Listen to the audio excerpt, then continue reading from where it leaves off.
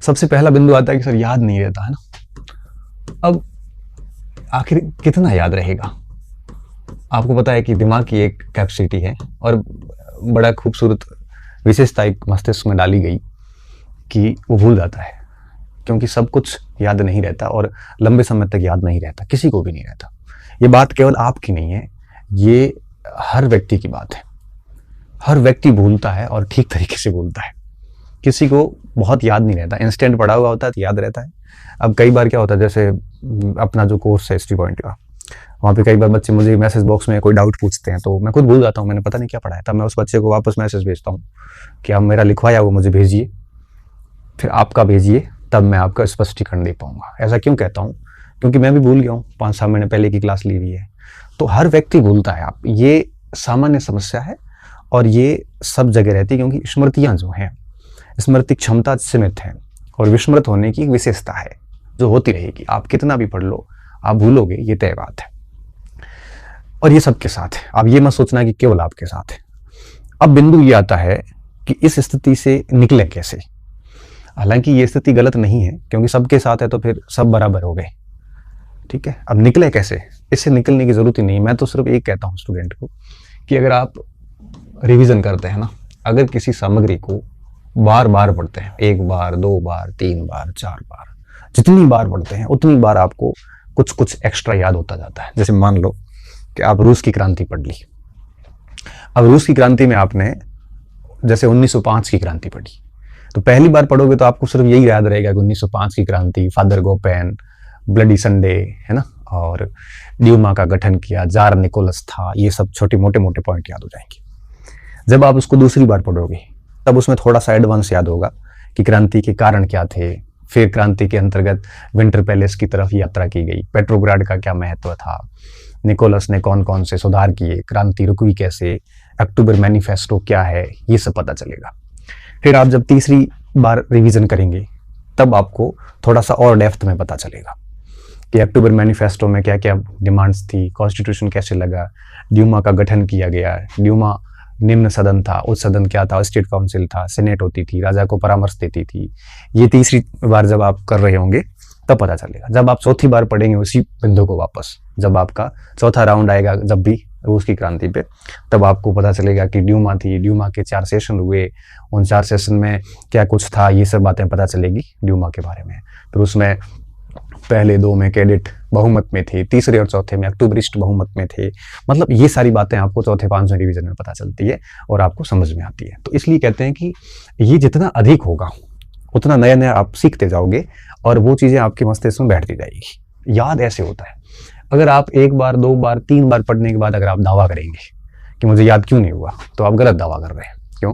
क्योंकि याद करने के लिए, मैं ऐसा मानता हूँ, एक सामान्य जो एक स्टूडेंट है, सामान्य अभ्यर्थी है, कम से कम 6-7 बार जब रिवीजन करता है तब उसको 70-80% याद हो जाता है।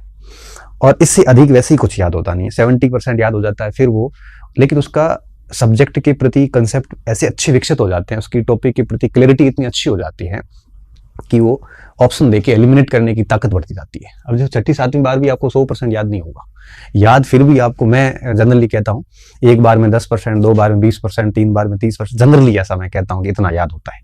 वैसा मत करना कि 11 बार में क्या सर 110% हो जाएगा, नहीं होता, लेकिन 6-7 बार पढ़ने के बाद 60-70% याद हो जाता है। आप अगर ये प्रयास करोगे कि 100% याद करना है तो कभी होगा ही नहीं 100%, कभी नहीं होगा, क्योंकि 100% की लिमिट ही नहीं है। हमने जितने भी उसकी क्रांति पढ़ी उससे कहीं अधिक है वो, इसलिए 100% का प्रयास करें ही नहीं। हाँ, बस बार बार पढ़ते जाएं।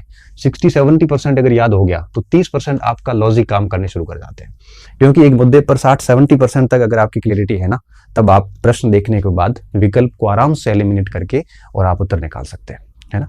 क्योंकि जैसे मैंने कहा ना, जिस विषय वस्तु के बारे में आपको 60-70% अगर जानकारी है तो 30-40% आप अपने विवेक का यूज कर सकते हैं। अगर इसके बारे में जानकारी आपको 10-15% है, तब विवेक यूज नहीं हो पाएगा, तब आप गैस नहीं कर पाओगे, तब आप 3 ऑप्शन गलत नहीं कर पाओगे, ये नहीं हो सकता, ये नहीं हो सकता। इसलिए कहते हैं कि अगर 6-7 बार मिनिमम कोई रिवीजन कर लेता है बच्चा तो उसको 60-70% तक याद हो जाता है, और फिर 20-30% वो आराम से अपने लॉजिक का, अपने गैस का, अपने कंसेप्ट का, अपने विवेक दिमाग का यूज करके एलिमिनेट करके आराम से आंसर निकाल लेता है। हाँ ठीक है, कोई ऐसा प्रश्न हो जो बिल्कुल फैक्ट और गहरा फैक्ट हो और पढ़ा हुआ ही नहीं हो, तब गैस नहीं लगेगा, लेकिन कंसेप्ट वाले प्रश्न बड़े आराम से कर लेते हैं। आपको पता है कि एग्जाम में कंसेप्ट और फैक्ट दोनों का मिला जुला पेपर आता है। 100 में से 30-40 प्रश्न कंसेप्ट बेस्ड आते हैं, वो रिवीजन से ही सही होते हैं, और 50-60 प्रश्न फैक्ट बेस्ड होते हैं। तो 6-7 बार पढ़ने के बाद में आप आराम से 70% फैक्ट वाले प्रश्न सही कर देते हैं। ठीक है, इतनी कट ऑफ रहती है। तो याद नहीं रहता ये प्रश्न आप ना करें। आपको क्या करना है, आपको सिर्फ और सिर्फ रिवीजन करना है, और 6-7 बार रिवीजन कम से कम करिए, और 100% की कोशिश ना करें। रिवीजन के साथ साथ में सबसे बड़ी चीज होती है अभ्यास, वो मैं बाद में बात करूंगा। अच्छा, अब बात ये आती है रिवीजन करें कैसे। हालांकि इस पर मैंने एक अलग क्लास डाल रखी है, फिर भी मैं आपको एक पॉइंट बता देता हूँ। रिवीजन कभी भी लाइन टू लाइन नहीं करें, गद्यांश के रूप में नहीं करें। रिवीजन करते वक्त आप कम से कम हेडिंग को पढ़ने के बाद में सोचिए कि इसके अंदर है क्या, थोड़ा मनन करने की कोशिश करिए। अभी मैं रूस की क्रांति की बात कर रहा था, तो मैं वापस रूस पे जाता हूँ। अब क्रांति के कारणों की बात करनी है ना, तो मैं लाइन टू लाइन क्यों पढ़ रहा हूँ। मैं यही सोचूं ना उस समय की मजदूरों की जो मजदूरी थी श्रमिकों की, उसमें कटौती की गई थी। 1905 के अंदर रूस और जापान का 4-5 में युद्ध हुआ था, उसके कारण आर्थिक संकट बढ़ गया था, भूखमरी बढ़ गई थी। अब ये मैंने खुद ने बिना देखे सोचना शुरू किया। अब ये सोचने के बाद में मैंने सारे कारण सोचे, क्योंकि एक बार पढ़ने के बाद ऐसा हो जाता है, दूसरी बार तो आप सोच ही सकते हो। फिर मैंने देखा उसमें कि मैंने कौन से बिंदु मिस कर दिए, तो वापस पढ़ लिए। तीसरी बार जब आप पढ़ोगे तब आप वापस रिवीजन करते होते फिर उस दिमाग में सोचने की कोशिश कीजिए, मनन कीजिए कि इस हेडिंग के अंदर है क्या। आप पूरी, जैसे रूस के अंदर आप जैसे 1917 की क्रांति पे आए, तब आप सोचिए फरवरी क्रांति के बारे में सोचना पूरा शुरू करिए कि 7 मार्च को क्या हुआ, 8 मार्च को क्या हुआ, 9 मार्च को क्या हुआ, 10 को क्या हुआ, सोवियत कैसे गठित हुई, है ना। अब आप ऐसे सोचोगे एक बार, तो सारी चीजें मस्तिष्क में क्लियर होगी, कुछ याद रहेगी, कुछ भूल जाओगे। तो दूसरी, तीसरी, चौथी बार ऐसे सोचते सोचते रिवीजन करोगे। तो रिवीजन में भी सोचना बहुत जरूरी है ना। रिवीजन में भी 5वां 6ठा रिवीजन तो सोचने और मनन पे ही जाता है। पहले सोचिए, मनन कीजिए, उसके बाद उस टॉपिक को देखिए कि अब मैं कौन से पॉइंट मिस कर गया हूं। मैंने एक बहुत बड़ी कमी देखी स्टूडेंट में। स्टूडेंट क्या करता है, हर बार वही गद्यांश लाइन टू लाइन पढ़ के निकल जाता है। अब आप 5वीं बार रिवीजन कर रहे हो, 4थी बार रिवीजन कर रहे हो, और 4थी 5वीं बार कॉपी पढ़ रहे हो, फिर भी अगर आप वो गद्यांश की लाइन टू लाइन पढ़ के आगे निकल रहे हो, तो फिर ये रिवीजन नहीं है। 4थी 5वीं बार कम से कम आप जो पॉइंट पढ़ रहे हैं उसको पूरा पहले सोचिए कि इसके अंदर है क्या क्या। वो सोचने के बाद में फिर देखिए कि मैंने कौन से पॉइंट मिस किए। और 6ठी 7वीं बार तक तो आते आते आपकी स्थिति ये हो जाती है, क्योंकि अगर आप पहला रिवीजन छोड़िए, दूसरे रिवीजन से अगर आप ये सोचना शुरू करते हैं ना, तो 5वें 6ठे रिवीजन तक पूरे टॉपिक की फ्रेमिंग आप आराम से मन में बना देंगे। फिर आपको केवल फैक्ट देखने होते हैं। तो इस तरह से आप सोचिए, मनन कीजिए और बार बार रिवीजन कीजिए। आप आराम से पढ़े हुए प्रश्न तो गलत नहीं करोगे, ये तय बात है। और अगर पढ़ा हुआ नहीं आया तो फिर उसका कोई इलाज नहीं है, और ऐसा टेंशन लेनी भी नहीं चाहिए, क्योंकि हमें कौन से 100% करने हैं, हमें तो 70% पे अपना काम अच्छे से हो जाता है। और आपके पढ़ा हुआ नहीं आया है तो डेफिनेटली कईयों के सेम स्थिति होती है। 10 प्रश्न आपसे नहीं हुए तो 10 औरों से भी नहीं होंगे। वो वैसे कंपटीशन निर्धारक तत्व भी नहीं है। पहला बिंदु ये था, याद नहीं रहता, तो उसका एक ही उपाय है कि 6-7 बार रिवीजन करो। 100% की कोशिश से मत करो। और दूसरी बात ये है कि रिवीजन जो आप तीसरी चौथी बार करते हो, उसमें कोई भी टॉपिक है, जैसे मान लो कि आप ज्योग्राफी पढ़ रहे हैं, या जैसे आप मान लो इतिहास का कोई टॉपिक पढ़ रहे हैं, जैसे जर्मनी का एकीकरण पढ़ रहे हैं, तो आप एकीकरण के बाधक तत्व कौन से थे सोचिए, आप सहायक तत्व कौन से थे, बिस्मार्क ने क्या किया था, फिर उसमें से जो 3 चरण हुए, डेनमार्क पे कैसे अटैक हुआ। अब आप अगर पूरा दिमाग में घुमाइए पहले तो रिवीजन से ठीक पहले, ये सोचने के बाद में फिर कॉपी देखिए, फिर टॉपिक को पूरा पढ़िएगा, अच्छा मैं ये चीजें मिस कर गया हूँ। और हो सकता है तो पढ़ने के बाद एक बार फिर वापस रिवाइज कर लीजिए, मस्तिष्क में आंखें बंद करके आराम से सोच लीजिए। अगर आप इस तरह से 6-7 बार रिवीजन करते हैं, रिवीजन में आपको किताब अपना जो कंटेंट है, नोट्स है, जो भी है, वो देखने की जरूरत कम से कम होनी, उसके ऊपर आपकी निर्भरता कम से कम होनी चाहिए। हर बार जितनी 6ठी बार रिवीजन हो रहा है उससे कम निर्भरता 7वीं बार होनी चाहिए। 6ठी बार आपको जितनी निर्भरता है अपने सामग्री की, 7वीं बार पढ़ते हो तो उसकी निर्भरता और कम होनी चाहिए। इस तरह से आप चलते रहिए तो डेफिनेटली, और ये तभी संभव होगा जब आपके पास में मटेरियल सीमित होगा। अगर आपने एक ही पार्ट के 5-5 स्रोत लगा रखे हैं तो आपसे कुछ भी नहीं होगा। क्यों? क्योंकि रिवीजन तभी होता है जब आपके पास मटेरियल फिक्स होता है। तब मैं कहता हूं कि आप हिस्ट्री पढ़ो, ज्योग्राफी पढ़ो, आप हर पार्ट की एक से अधिक सामग्री मत रखो। सिलेक्शन एक से होना हुआ तो उसमें हो जाएगा, और उसी सामग्री को पढ़ के कई बच्चे टॉप भी करते हैं। इसलिए ये तभी पॉसिबल होगा जब आपके पास में लिमिटेड रिसोर्सेज होंगे, है ना। क्योंकि सामग्री का आपके सीमित होना, है ना, सामग्री लिमिटेड होना बहुत ज्यादा जरूरी है। अगर ये लिमिटेड नहीं है, सामग्री कम से कम रखिए, तब क्या होगा कि आप आराम से उसको टारगेटेड मेहनत कर सकते हैं। नहीं तो आपके पास 3 किताबें पढ़ी है तो एक की करोगे, एक दूसरे का रिवीजन करोगे, किसका करोगे, है ना। अगर आपको 5-7 किताबें पढ़नी है तो उसको शॉर्ट में नोट्स बना दो, नोट्स का रिवीजन करो फिर, है ना। इस तरह से आप, एक तो ये ध्यान रखना, याद नहीं रहने का एकमात्र यही इलाज है। और बाकी इस ये एक कॉमन प्रॉब्लम है और ये विशेषता है, कोई प्रॉब्लम भी नहीं कह सकते। ये ऐसा नहीं केवल आपके साथ होती है, इसको इसी तरह से इसका निस्तारण किया जा सकता है। मुझे तो ठीक से याद है, मैं ऐसे ही पढ़ता था कि पहली बार तो पूरी लाइन टू लाइन पढ़ी थी, बढ़िया तरीके से लिखा, नोट्स वगैरह रेडी किया। सेकंड बार से मैं सोचना शुरू कर देता था। सेकंड बार जब सोचता था तो सोचने के दौरान स्थिति ये आती थी कि 5-10% बातें भी याद नहीं आती थी, भूल जाता था। लेकिन जैसे थर्ड बार सोचता था तो थोड़ा ज्यादा अच्छे से कॉन्फिडेंस आता था, अच्छा हाँ ठीक है, मुझे 10 बातें आ रही है। चौथी 5वीं बार नंबर आता था, तब से हो जाता। लेकिन कोशिश इसमें एक चीज और भी करो, एक बात और भी कोशिश करो कि आपका जो भी सामग्री पड़ी हुई है, कम से कम ऐसी कोशिश करो कि 1 महीने में या 2 महीने में सबका नंबर एक बार लग जाना चाहिए, है ना, 1-2 महीने के अंदर अंदर। जैसे ऐसा नहीं हो कि आपने आज पढ़ा, अब 6 महीने किसी पार्ट को देख नहीं रहे हैं, 7वें महीने दूसरा राउंड कर रहे हैं, फिर सोचोगे कुछ नहीं, याद नहीं आएगा। कोशिश करिए कि आप 1-2 महीने के अंदर आप एक बार जो कुछ पढ़ा उसको वापस पढ़े। मतलब ये है कि ऐसा सिस्टम सेट करें कि आप हर 2 महीने के अंदर एक बार आप उन चीजों से गुजरो जो आपने पहले पढ़ रखी है। मतलब ये है कि जिसको आज पढ़ा है, कोशिश करें कि 1-1.5 महीने के भीतर उसका नंबर वापस एक बार आ जाए। तो रिवीजन के अंदर, सामग्री के अंदर आपको 30-40 दिन से अधिक का गैप नहीं देना है, ठीक है। जैसे मान लो 1 महीना जो पढ़ा बढ़िया तरीके से, तो अगले सप्ताह आप ऐसा टाइम टेबल सेट करो कि स्टार्टिंग में जो पढ़ा उसको वापस 2 दिन देख ले एक बार। तो ये गैप 40-50 दिन से अधिक का नहीं होना चाहिए, है ना, इस तरह से रिवीजन करें। दूसरा आता है कि सर आत्मविश्वास नहीं बनता, कॉन्फिडेंस नहीं आता। देखिए आत्मविश्वास जो है ये सीधा जुड़ा हुआ है किस बिंदु से, इस बिंदु से। कैसे? मान लो कि अगर आपके पास में आपको याद नहीं हो रहा है, आपने दिमाग में उठा दिया, याद नहीं हो रहा है, ठीक है, रिवीजन नहीं हो रहा है, सामग्री आपके पास बहुत अधिक है, अस्त व्यस्त हो रखे हैं, कोई क्लियर गोल नहीं, कोई क्लियर प्लानिंग नहीं है, तो फिर कॉन्फिडेंस नहीं आएगा। यह एक ऐसा कंसेप्ट है या एक ऐसी विशेषता है जिसको आप खरीद नहीं सकते। ये अंदर से अपने आप बिल्ड होती है, मेरे कहने से भी नहीं होगी। आप 1000 लोगों के मोटिवेशन सुन लो, कॉन्फिडेंस नहीं आएगा। आप कितनी बाहरी दिखावटी पढ़ाई कर लो, कॉन्फिडेंस नहीं आएगा। पढ़ते हुए दिख रहे हैं लेकिन पढ़ नहीं रहे हैं, कॉन्फिडेंस नहीं आएगा। कॉन्फिडेंस कब आता है? ये कॉन्फिडेंस तभी आता है जब आप अंदर से मजबूत फील करते हैं, कॉन्फिडेंस तभी आता है। बाकी ये कृत्रिमता से कॉन्फिडेंस नहीं आता, नेचुरल होता है कॉन्फिडेंस एकदम से। ये तभी आता है जब आप अंदर से बहुत मजबूत फील कर रहे हो। तो मजबूती का आत्मविश्वास से सीधा संबंध है, ठीक है ना। मान लो कि एक स्पोर्ट्समैन खेल रहा है, अब स्पोर्ट्समैन खेल रहा है ना, वो अंदर से बहुत फिट फील कर रहा है, तब उसका कॉन्फिडेंस होता है कि मैं मेडल लेके आऊंगा। अगर स्पोर्ट्समैन के अंदर मजबूती नहीं है, कहीं न कहीं कमजोरी है, तो कहीं न कहीं कॉन्फिडेंस लैक कर जाएगा, ठीक है। अब बात ये आती है कि मजबूत कब होता है? ये मजबूत तभी होता है जब आपने पाठ्यक्रम को ठीक ढंग से पढ़ रखा है ना। अब अगर आपने पाठ्यक्रम को बहुत बढ़िया तरीके से ऐसे 6-7 बार पढ़ रखा है तो कॉन्फिडेंस अपने आप आता है। ये दोनों चीजें एक दूसरे से गजब तरीके से जुड़ी हुई होती है। अब पाठ्यक्रम को ठीक ढंग से पढ़ने के बाद आपने उसका बढ़िया से रिवीजन कर लिया, और एक चीज जो हम मिस कर रहे हैं वो है अभ्यास।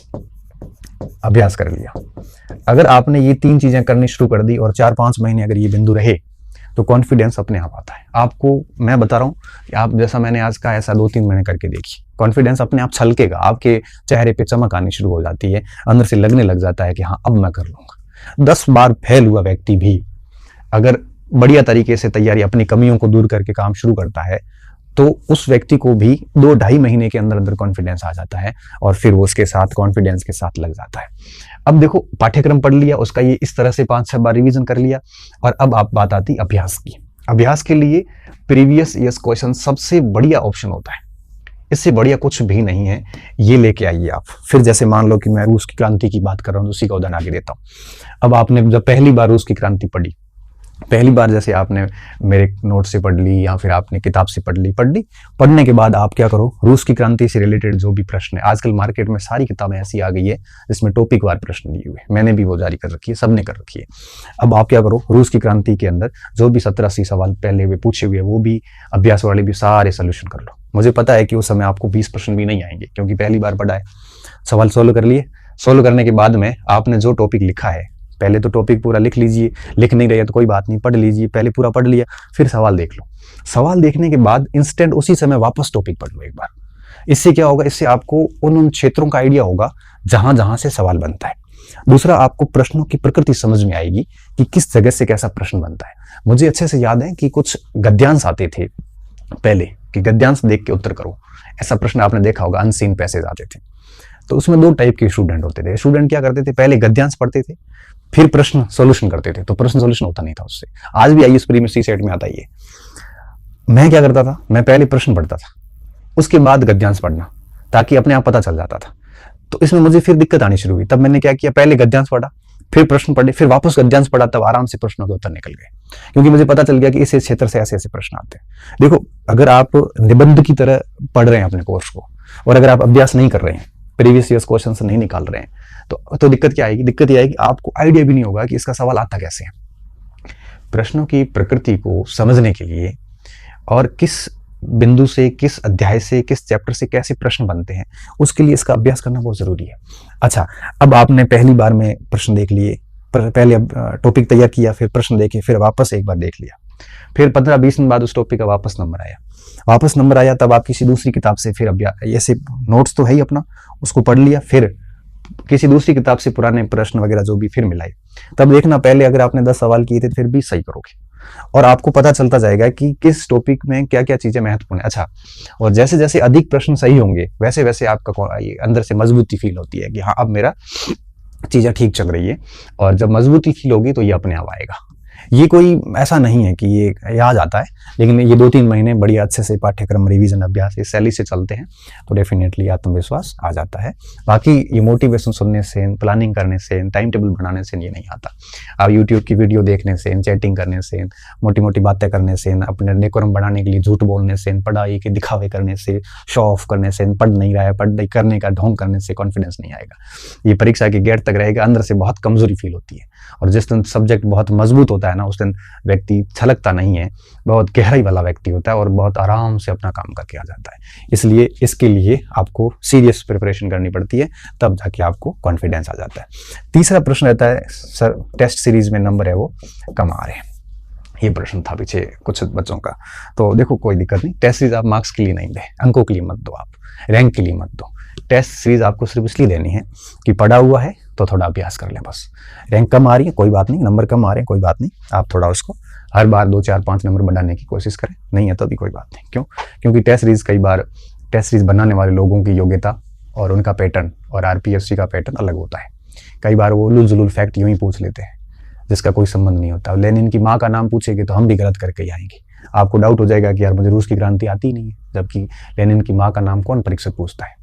उसकी जगह ये पूछ लेते हैं कि लेनिन ने अप्रैल थीसिस 1917 में किस पेपर में पब्लिश की, तो मैं उत्तर दे दूंगा प्रावदा में की। मैं कहूंगा कि कब की, 17 अप्रैल को की, मैं कह दूंगा। लेकिन अगर आप ये पूछेंगे कि लेनिन की माँ का नाम क्या था, लेनिन को कब निष्कासित किया गया, अब टेस्ट सीरीज में आरपीएससी में यहाँ फर्क आ जाता है। टेस्ट सीरीज ये भी पूछ लेता है माँ बाप के नाम वगैरह, ऐसे प्रश्न जिसका कंपटीशन जगत से कोई संबंध नहीं है, इसलिए हमारा कई बार स्कोर कम हो जाता है। लेकिन अगर आप आरपीएससी के इन पुराने पेपर्स वगैरह देखोगे ना, तो आपको लगेगा कि यार ऐसे फालतू प्रश्न नहीं पूछते। क्यों? क्योंकि किसी भी विषय की सीमा नहीं होती है, हर विषय अनंत है।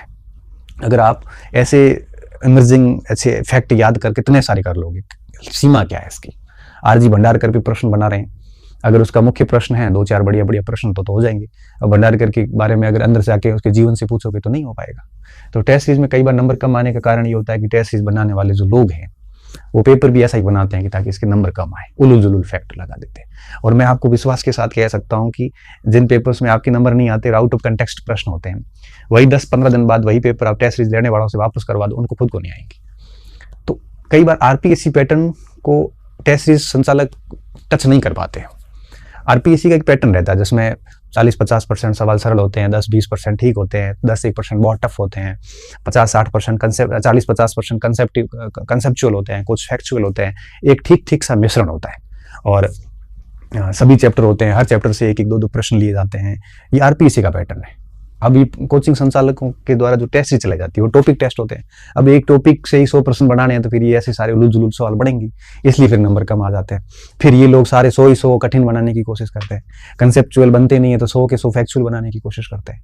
तो आरपीएससी का पैटर्न और इनके पैटर्न में रात दिन का फर्क आता है, इसलिए इनके स्कोर को दिल पे ना लें। बस ये है कि अपना काम ईमानदारी से करते जाओ, बस अपना जो वर्क है वो हार्ड तरीके से करते जाओ।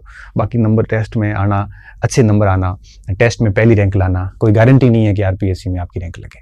मैंने यहाँ के टॉपर्स को फेल होते हुए भी देखा आरपीएससी में, यहाँ पीछे रहने वालों को भी मैंने टॉप करते हुए देखा है, तो कोई फर्क नहीं पड़ता। हाँ बस ठीक है, आप अपना पढ़िए और टेस्ट देके आ जाइए। जितने नंबर आए एक्सेप्ट है। हाँ ये है कि देखते रहिए कि पढ़े हुए प्रश्न गलत ना हो। अगर पढ़ा हुआ गलत हुआ तो घर आके देख लो कि भाई हाँ यार ये प्रश्न मैंने पढ़ा था, गलत कैसे हो गया। इन चीज़ों को सुधारिए आप। बाकी ऐसे उलूल जुलूल सवाल हैं वगैरह, इनके कारण आप डिप्रेशन नहीं ले। बाकी टेस्ट सीरीज चलती रहेगी, इसमें आपको टेंशन नहीं ले। इसलिए मैं कई बार कहता हूँ कि आप पहले बढ़िया रिवीजन पाठ्यक्रम कर ले, 6-7 बार रिवीजन कर लो, प्रीवियस ईयर्स क्वेश्चन सारे निकालो अच्छी तरीके से। ये सब हो जाते हैं, उसके बाद 10-12 टेस्ट देके जन छुड़ा दो, बस। इससे ज़्यादा कुछ है नहीं टेस्ट सीरीज में, ठीक है।